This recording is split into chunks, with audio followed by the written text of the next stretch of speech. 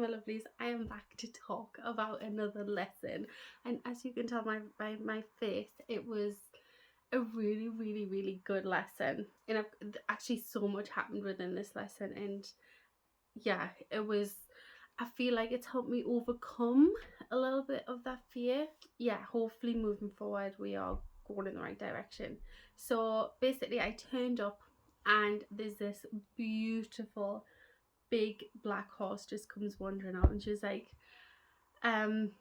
you're gonna test him out for us. And I'm like, oh my god, what do you and she's like, right, no, like, you're the first one to give him a go. I was like, oh my god, and you're leaving that to me. I was like, that's one way to get the fear out of me, is actually putting fear in me, and it's one way for me to just get over it, isn't it? So she was laughing, she was like, I just like kidding with you. I was like, oh goodness. And anyways, we get there. She'd never seen him like ride before. Obviously I'd never ridden him before, and we were both, well, the three of us, I guess, were just working together to see how it was going to go. And the fact that I knew, like, she didn't know anything about him, like, that made me really nervous, because she didn't know how he would stop, she didn't know how he would trot, she didn't know how he would walk, nothing. And yeah, I had to sort of put that in the back of my mind, and it took me a minute. So we literally started the lesson. She walked around with me, so I'm not going to be able to share that bit with you, because I don't really want to share her on the video, because I don't know if she wants to be on the video at all. But anyways, she walked around with me, and we were practicing our halts, our walks, our halts, and just to see what he was like, to see if he would listen. And at the beginning, he wasn't listening that well. It could be my aids, but I feel like I was really squeezing with the knees. She said to not use his mouth so much. So obviously I was trying to be as gentle as I could, and he wasn't stopping, and he was just going around in circles. I was like, oh my god, I'm not going to be able to stop him. That freaked me out a little bit. But eventually he definitely got a little bit better, and I think it's just the fact that he understood what I was doing and what I was wanting from him. So we got him to halt, I'd give him a good scratch, and then we would do it again, got him to halt, give him a good scratch, and then he just knew there that, right, okay, this is what we're doing, and that went fine. And she let me sort of go walk around by myself. We'd done a lot of pole work, and we were doing like circles and stuff on the pole, because obviously that helps them feel connected and stuff, isn't it? And yeah, we were just walking over these poles in the circle, and that was going absolutely fine. And then it was time to try a trot on him, which I was freaking out about. I was like, oh my god. So I did a trot, and luckily he had a neck strap on, so I was able to hold onto that. Just for me, it just helped me feel a little bit more secure.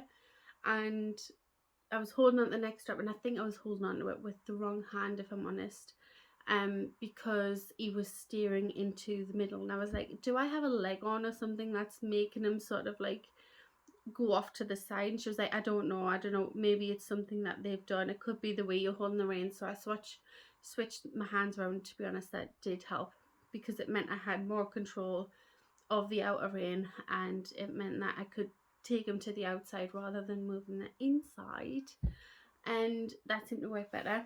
The first trot I went on him, he seemed really smooth. I didn't feel as if I was bouncing at all.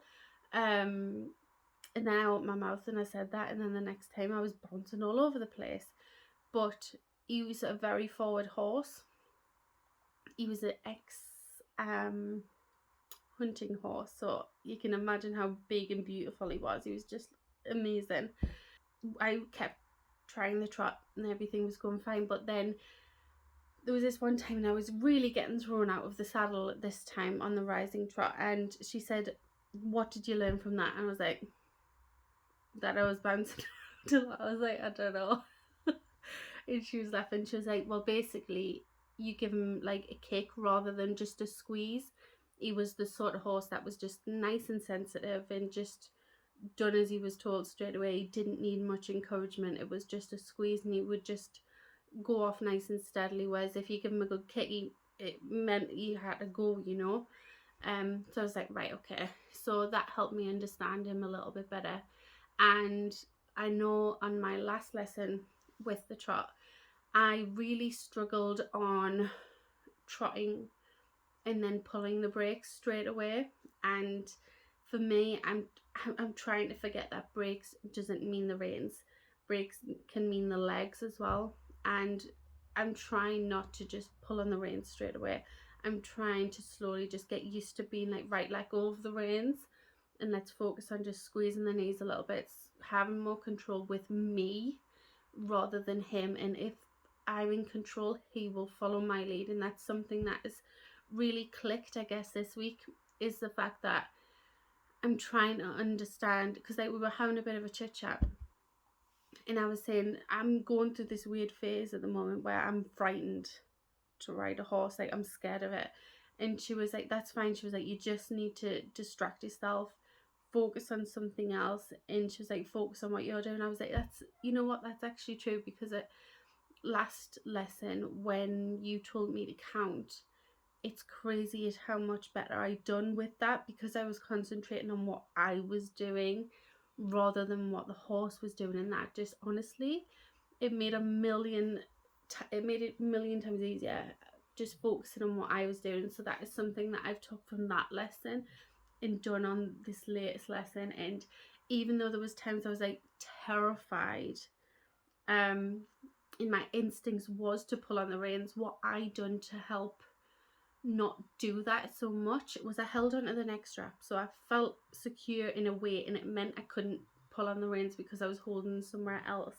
You still need one rein so that you've got control of where the horse goes and stuff, but it stopped me, it helped me feel secure enough where I didn't have to pull the brake, and it helped me give the strength in my body to just control it, if that makes sense.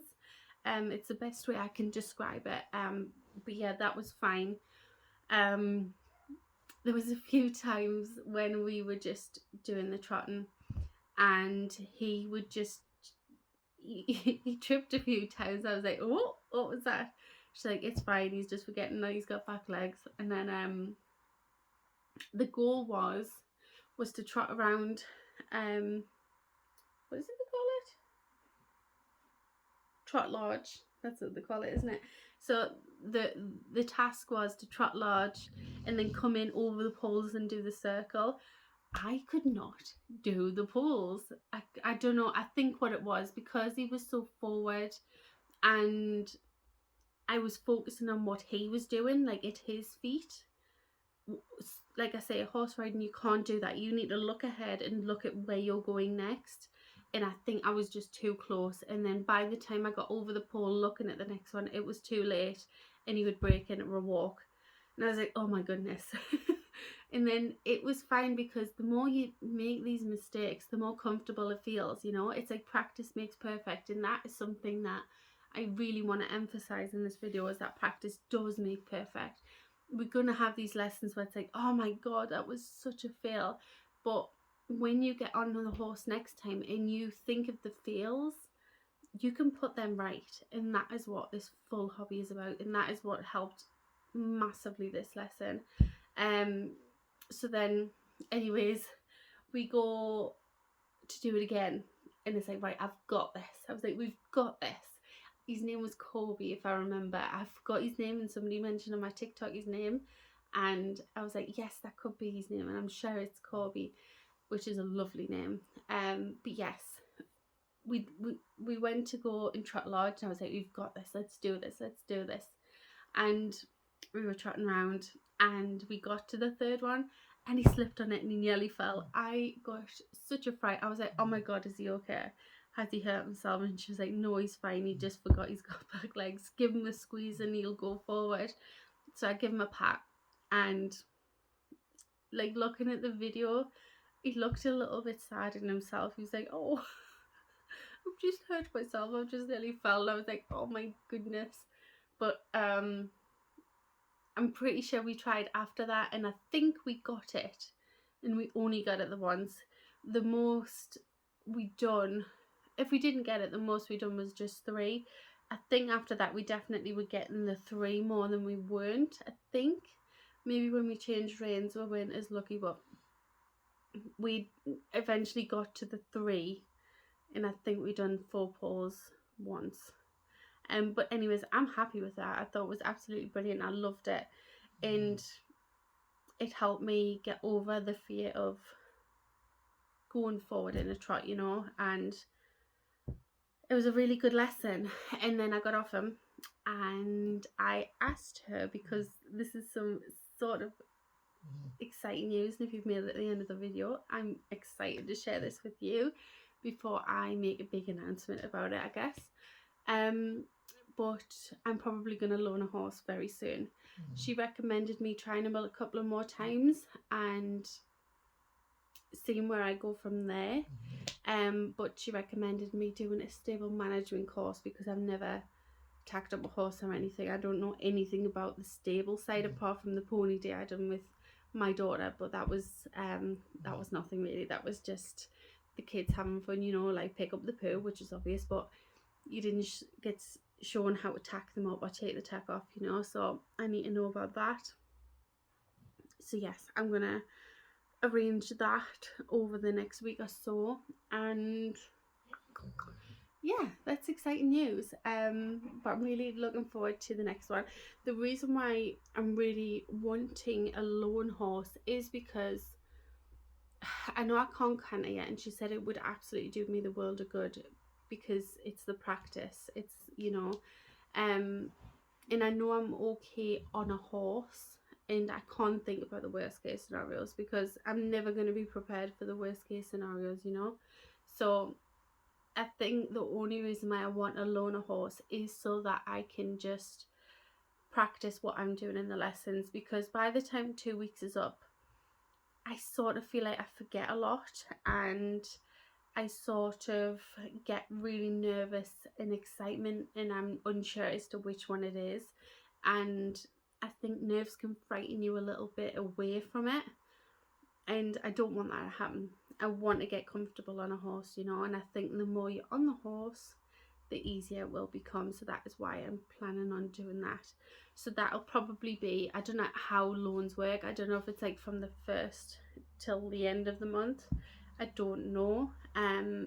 But yeah, I should get one more ride in him in August, and maybe I could have him by September. That would be exciting, because I got money for my birthday, so that is where I'm planning on putting that towards the horse. So yeah, that's exciting. I can't wait to share that with you.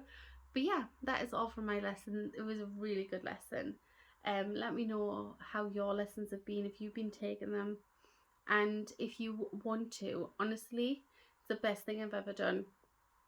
One, you know whether or not you want it to do it more, or 2, you find out you don't actually have much interest in it, you know.